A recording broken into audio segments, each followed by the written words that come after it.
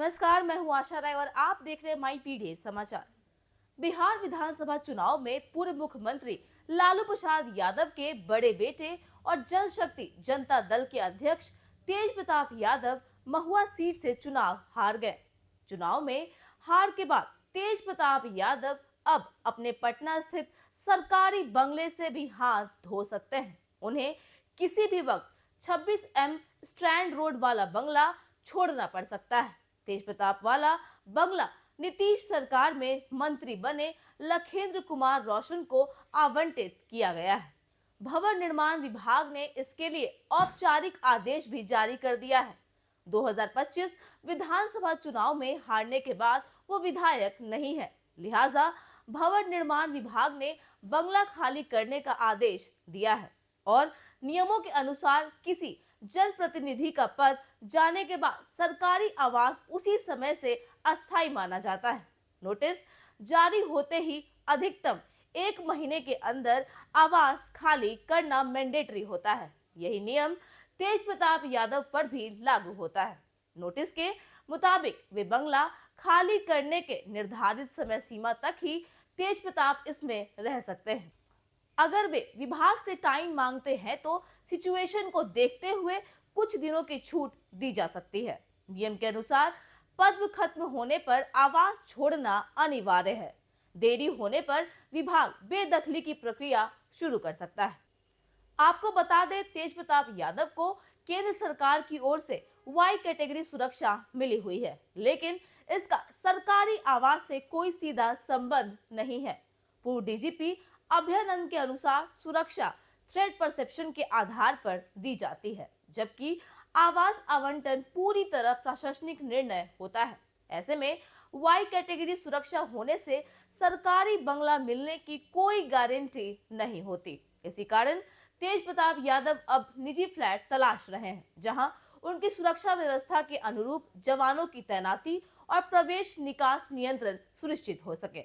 तेज प्रताप यादव ने पहले ही कह दिया था कि अब राजद में नहीं जाएंगे और न ही परिवार की ओर कभी रुख करेंगे। ऐसे में सवाल है कि तेज प्रताप अब कहां रहेंगे, उन्हें कब तक बंगला छोड़ना होगा, वाई कैटेगरी सुरक्षा पर क्या असर पड़ेगा, क्या वे अपने माता पिता लालू राबड़ी के पास वापस लौट सकते हैं। दरअसल तेज प्रताप यादव को पटना के 26M स्ट्रैंड रोड स्थित बंगला हसनपुर से विधायक रहते हुए मिला था। ऐसे में अब बड़ा सवाल है, अब तेज प्रताप यादव आखिर कहां रहेंगे। फिलहाल तो Tej Pratap Yadav 26M strand road स्थित बंगले में ही रह रहे हैं, लेकिन नोटिस मिलने के बाद वे निजी फ्लैट खोज रहे हैं। चुनाव हारने के बाद उनका सारा फोकस सुरक्षा और निजी आवास की व्यवस्था पर है। मिली जानकारी के अनुसार उनकी वाई कैटेगरी सुरक्षा को ध्यान में रखते हुए ऐसा फ्लैट या निजी मकान की तलाश की जा रही है, जहां उनकी सुरक्षा व्यवस्था के अनुरूप जवानों की तैनाती और प्रवेश निकास नियंत्रण सुनिश्चित हो सके। सुरक्षा एजेंसियों की जरूरतों के अनुसार नया घर ग्राउंड फ्लोर या हाई राइज बिल्डिंग में एक खास सेक्शन में होना चाहिए, ताकि जवानों की मूवमेंट आसानी से हो सके। सूत्रों के मुताबिक तेज प्रताप यादव विभाग से थोड़ा समय मांग सकते हैं, ताकि नया घर फाइनल होने तक वो सरकारी आवास में रह सके। अगर विभाग मोहलत नहीं देता है तो सुरक्षा एजेंसियों के कहने पर अस्थायी तौर पर किसी गेस्ट हाउस या फिर सुरक्षित कैंपस में जगह दी जा सकती है। यानी कुल मिलाकर उनका ठिकाना जल्द ही सरकारी आवास से बदलकर निजी आवास में शिफ्ट होने वाला है।